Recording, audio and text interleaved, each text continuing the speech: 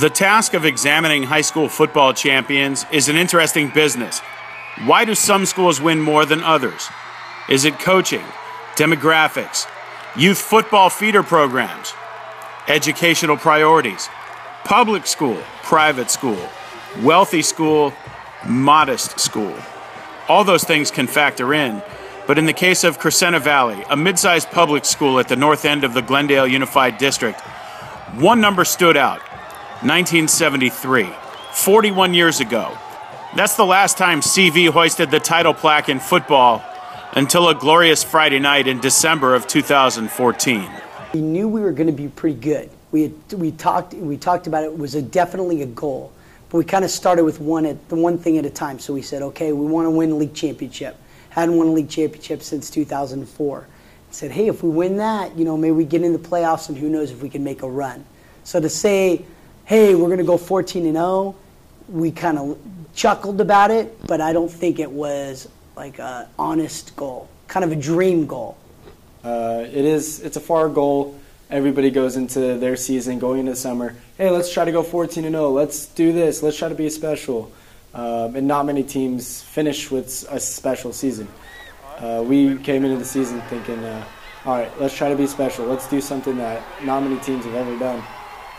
Whether it be win league or beat Mir, who we haven't beat since 2004 at third place, or beat both Burbank and Burroughs, who we haven't done since 2004 in one season.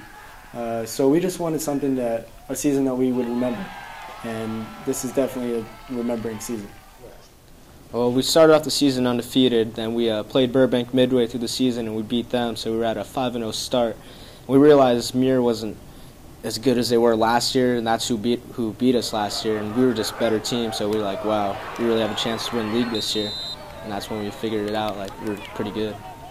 Well, honestly, I think that that's something that you really don't think about. You honestly, at that point in time, you're thinking about going to, like, winning your first game and stuff like that. And that was always in our minds, like go 14-0 and stuff like that. That was more of a motivational, something that you think about in the back of your head while you're playing some games and stuff like that, how if you got to go undefeated, you can't lose this one. So I think that it's good, like, to have that kind of mentality, but at that early in the stage, like, who could possibly think that is a possibility at all? I mean, our goal for this season since the beginning was just to win league and go 10-0. It was always kind of in the back of our minds to go 14-0 and win CIF, but I don't think anyone really thought it was like a full realistic possibility until later in the season. We were still undefeated and we were still beating things pretty bad really late in the season.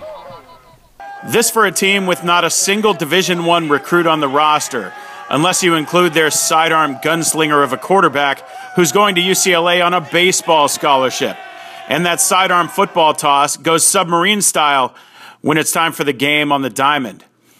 That calm, cool, collected demeanor he developed from a childhood on the mound served Brian Gadsby well as a field general under center during the bright lights of Friday Night Pigskin. He makes plays, and he's super cool, super calm. Got another great story I got to tell you because it's really funny. Our old principal here, the principal that hired me, Ken Bierman, comes to all our games. Super fan of ours. And this guy's like a legend, coached football here, the principal, athletic director. He's on the sidelines in one of the games when Brian makes one of his crazy throws that he shouldn't throw, like this, that almost gets intercepted. Mr. Bierman says, no, he screams out, and Brian looks over at him. Brian doesn't know who he is, looks over at him and says, relax, we've got this, we're okay. It was the Paramount game. It was so cool. You're like, all right, this guy's telling a legend of Crescenta Valley to chill out, that he's got it, and that's Brian in a nutshell. So if the quarterback's got this, then maybe the improbable undefeated championship season is one of destiny, much to the joy of a community that's thrilled to finally house a football champion for the first time in a long time. It meant the world. Honestly, a lot of people gave us so much support. They honestly gave us so much praise. I go around and they're always giving us, always like, hey, did you play for Crescenta Valley? I'm like, yeah. I'm like, and they'll just hug me out and say, well, it's been a long time, right? And I'm like, yeah. Like the last time we won a championship was my dad's birth year.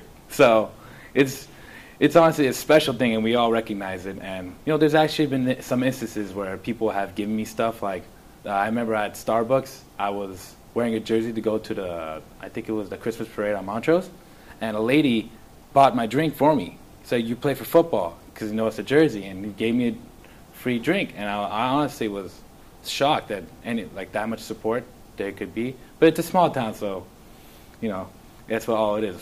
Small town, big football. And the honors keep coming. These guys got to ride on their own float in the Montrose Christmas parade. They were also honored at a Glendale Unified School District board meeting. But the recognition from their peers is what really counts, and that keeps piling up. 9 all-CIF selections. Oh, and three-way player Jordan Lobianco is the Pacific League MVP. Yep, I said three-way. That's offense, defense, and special teams. He scored touchdowns this year via receiving, rushing, by interception, and punt return. Our special teams coach does a really good job. He knows the special teams, so I'm always confident going back there, returning the punts especially. We have a nice scheme set up, so it's really easy for me. I think our last Pacific League title was 2004. I think we tied, three-way tie for first place. So it's been a while since any kind of title has come to Crescenta Valley, and I hope a curse has been broken. I hope the following teams, I hope next year's 2015 team goes 14-0, wins CIF, gets elected to state, goes 16-0, wins state, and the following years it happens again and again. Nobody around here would be more proud than having teams just be successful here. And we hope the curse has been broken now, and it has been a while since the last CIF or even last Pacific League, so you could say a curse definitely has been broken. The 2014 Falcons are not done reveling in some very simple math. Falcons haven't played anybody. Well, we played them all, and we beat them all. And when you play them all and beat them all, they call you champions. And in La Crescenta, regardless of where their journeys take them in the future, back home, these young men will be champions for a lifetime. In La Crescenta, I'm Jake Downey reporting for Cox High School Sports On Demand, powered by Max Preps.